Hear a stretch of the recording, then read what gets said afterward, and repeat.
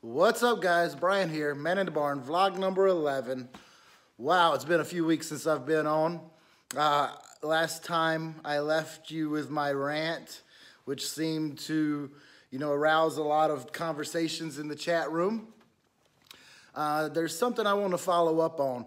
I kind of felt uneasy the next day after, a couple of days after that rant. I want to apologize to Sean and M of the Flip Side. He kind of caught a little bit of my wrath, probably unwarranted. I had literally watched his video 30 seconds, maybe 45 seconds before starting my vlog number 10. And so it was very fresh on my mind. I was kind of, on tilt about some of the quote-unquote baloney that I talked about being out there. So I don't think, he was putting out baloney.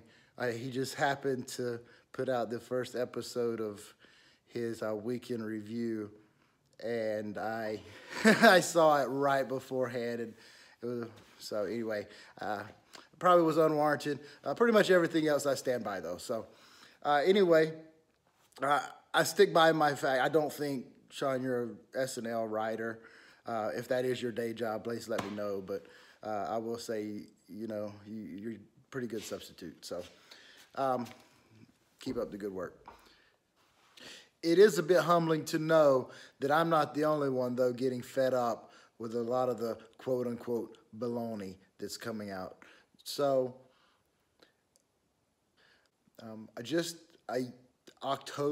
September last year, August, September last year, YouTube was a place where we could come and there was not all the squirrels and pretty flowers and spiritual baloney associated with the chase that you find on the Facebook pages and the blogs. Quite frankly, I've said I don't use them. I don't even look at the Forrest Fenn Facebook page. I look at it one time. So I was happy about that. So then some people are starting to see some of that seep into the vlogs. And so it's a little bit frustrating, I think, at least for me and maybe some others. And then when you add on top of that, people are talking, really they're wanting something for nothing. They want people to do the work for them, right? So again, Sean on the Flip Side talked about him being a poem purist and people coming to him like, hey, are you going to give us your, well, no, that's all he has, right? He's got his work. Sean, you got your work cut out for you, buddy. I feel for you. I don't know why. It's like you're putting this, you're an artificial constraint on yourself that I think is limiting you by just using the poem. I hope you're using the book, so at least. So, yeah, no, why would we, and also, y'all talk about my rant. My rant lasted for like a couple of minutes. Is What It Is Productions in, I think he's Georgia, South Carolina. He went on a 10-episode rant about people people who are going to try to sue whoever gets the chest. And it's just really got him worked up. And so, people who are trying to get something for nothing, keep trying, because the person who finds this chest is going to be smarter than you are. So they have already figured out what they're going to do with that chest. Or they should have figured out what they're going to do with that chest as soon as they get it, the moves they're going to make. Because, as Toby's alluded to on The Gypsy's Kiss, the first 5 or 10 phone calls, actually the first 2 phone calls that are made, the first decisions that the finder makes will dictate if he's going to have a hard time keeping this chest or if it's going to be, his dreams come true. Because if anybody's paid attention to lottery winners, your life is going to change, and you've got to be prepared for it. So whoever finds the chest, hopefully they figured this out. So they're smarter than you guys who are sitting there. I don't even know. But I thought it was funny. Eric Johnson, he trips me out with that. Get off your ass and go find it yourself. And Sean, no shit, Sherlock. Hey, y'all, keep up the good work, guys. All right, so today I want to talk about my fourth installment of what I'm calling the map in Too Far to Walk. So I've talked about bullseyes, I've talked about stagnography, I've talked about 2 square miles versus a 2 mile square. And so those are really 3 separate things that I kind of want to link together in this episode today. So there's been a lot of videos, creators, Forrest Fenn creators, putting out vlogs about Warm Waters Halt lately, about all you need is a compass, a good map, and Google Earth, or the Palm, Google Earth, and a good map. You know, everybody's going back to the basics. So, but something that's been consistent with all the people talking about this is the verbiage. Forrest says a good map is one of the things you need, and that's how they say it, a good map. That's how he said it. There's been a lot of questions about what is a good map. People have asked Forrest what a good map is. The Gypsies put out a whole episode on maps. They talked about BLM maps. I even talked about in my 2 mile square versus 2 square miles. I talked about I used the Trails Illustrated National Geographic maps. So what is a good map? Well, in my understanding of Too Far to Walk, a good map, Forrest instructs you how to make a good map, a good treasure map. And that's kind of what I've been trying, the tools that he's alluded to in Too Far to Walk. He's alluded to the tools. He's alluded to some instructions. So I'm going to try to link it together right now. So here we go.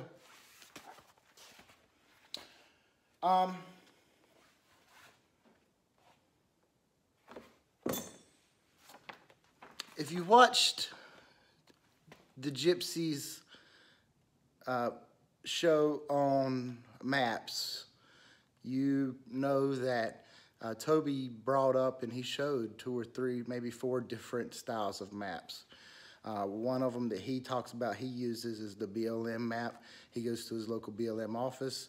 He talks about them being about $7.50 or so, and that allows him to know where private land is and so and so. If you look, he also talks about the National Geographic USGS quad maps. So here's one that I've printed off.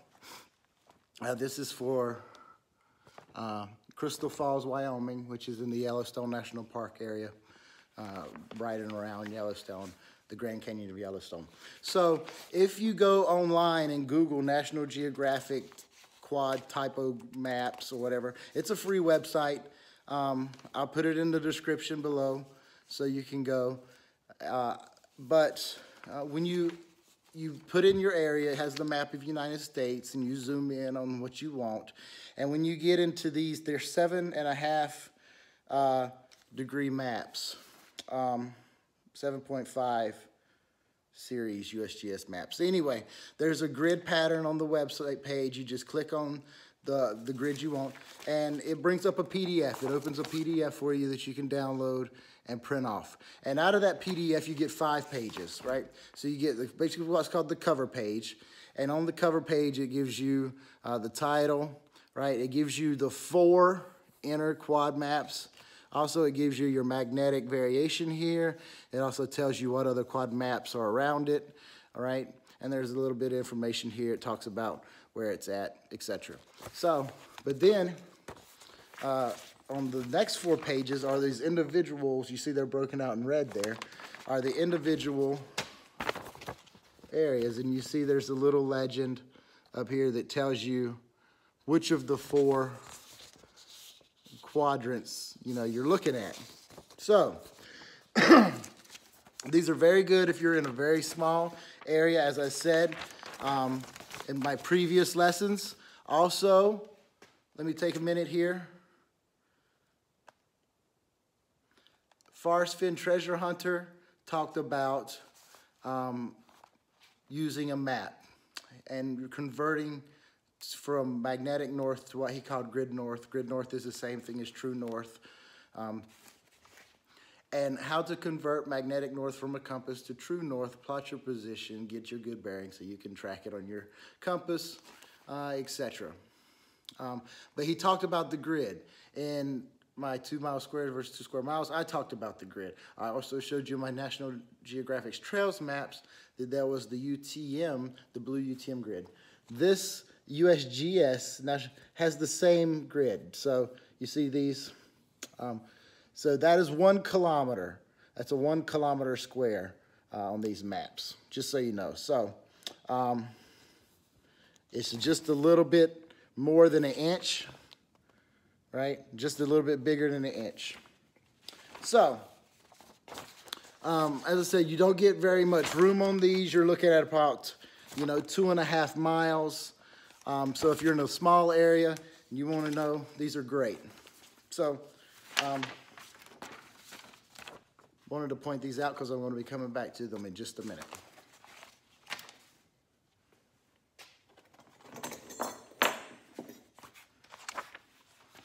We talk about too far to walk and too far to walk. Chapter 38. Chapter 38. $17 a square inch. $17 a square inch is about Forrest Fenn's good friend Eric Sloane. If you've watched the Gypsies, they bring up Eric Sloane all the time. They've even spoken about how they think maybe Homer Brown or one of the clues is an ode to Eric Sloane. I personally don't think that, but that's their opinion. And so anyway, Eric Sloane was a good friend of Forrest Fenn's. Some believe that before he died, Forrest Fenn might have actually told him about the special place.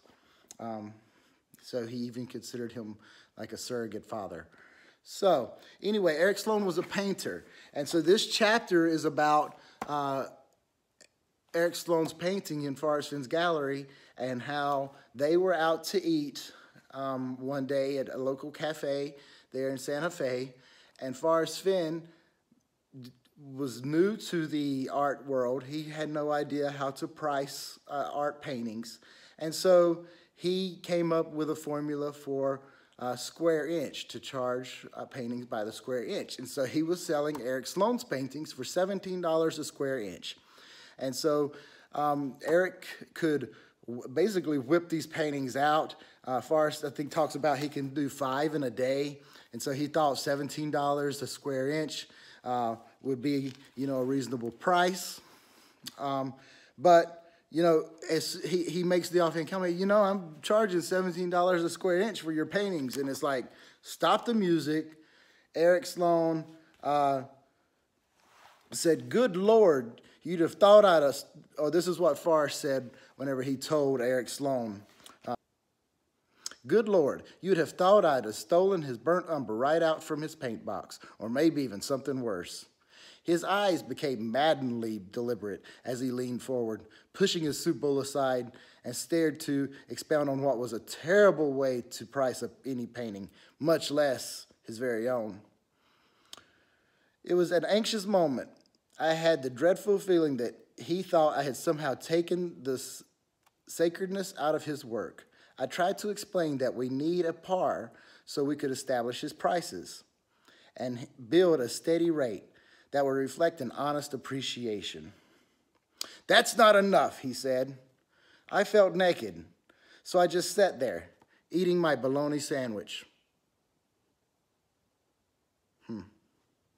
With mustard, pickles, and horseradish. Maybe that's why he likes Dow's site. So, $17 a square inch. What does that have to do with the map? Well, the next page, he talks about, finally, I told him that $17 a square inch was one of his larger paintings. Say 21 by 43. With masonite, you can cut any size you want. That's in parentheses. Let me read that again.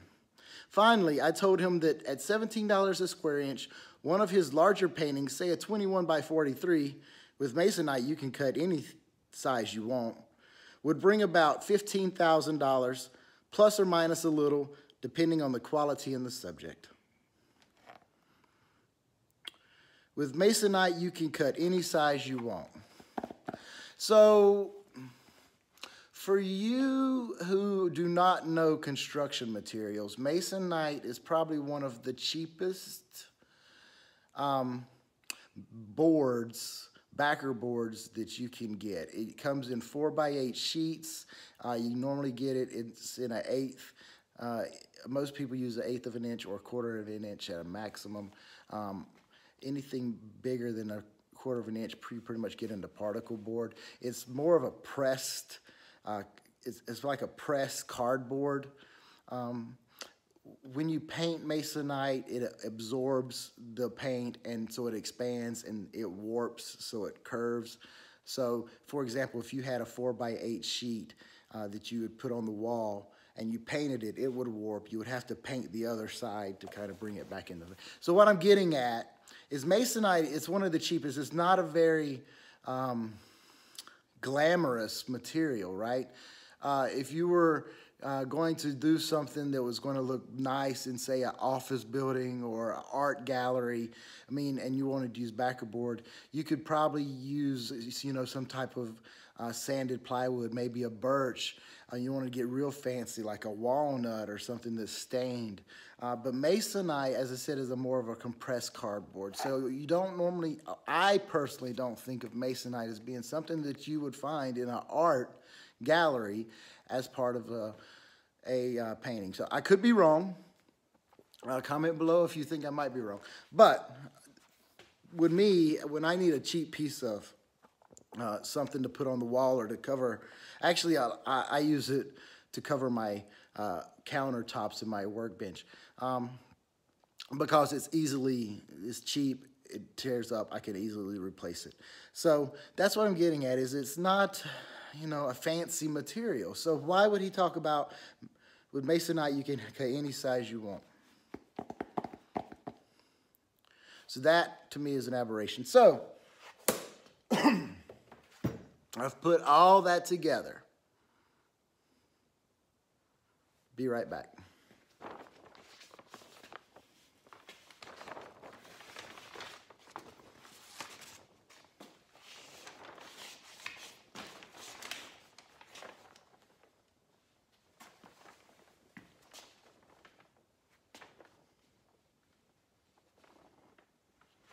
What I have here is 6 rows, 4 rows and 6 columns of the topo maps.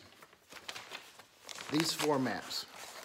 So I took the 4 individual maps, cut some edges off of them. Not all the edges off all of it, but I cut edges so I could, piece them together and put them together in the same order in order to make that 7.5 topo map a large area. I created my 2-mile square. It's actually more than the 2-mile square.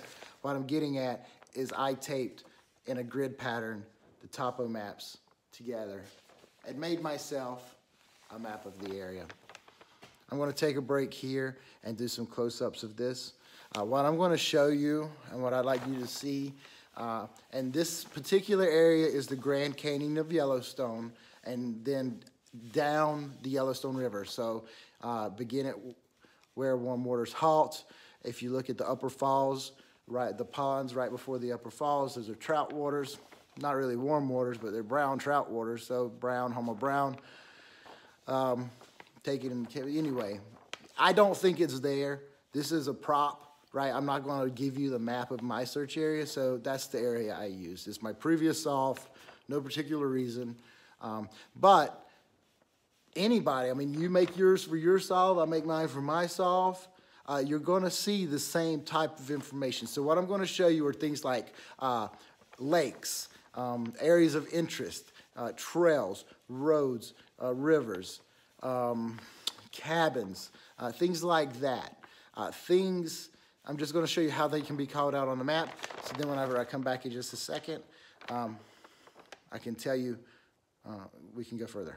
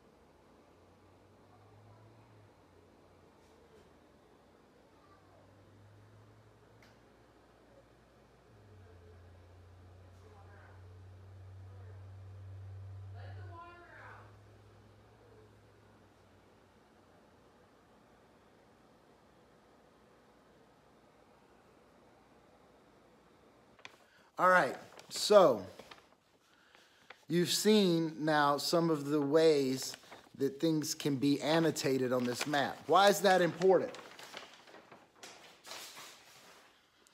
I'm going to take you back to my vlog about bullseyes. Right? Those areas can be considered bullseyes. Then I'm going to take you back to my, well, no, it's the same lesson about bearings and ranges from bullseyes. All right, Brian, what bearing and ranges from what bullseyes? Well, that, ladies and gentlemen, you're going to have to go through Too Far to Walk on your own. You're going to have to use steganography. You're going to have to pull out the bullseyes. You're going to have to shoot the bearing and ranges for yourself on your own maps for your own areas. I can't do that for you. I can lead a horse to water. I can't make you drink. So I hope you've enjoyed my 4-part series on the map. So I'm going to come back with one more lesson or one more video and pull things out of Too Far to Walk that, in my opinion, tells you that this is the proper method to make your good map for yourself. Thank you, ladies and gentlemen.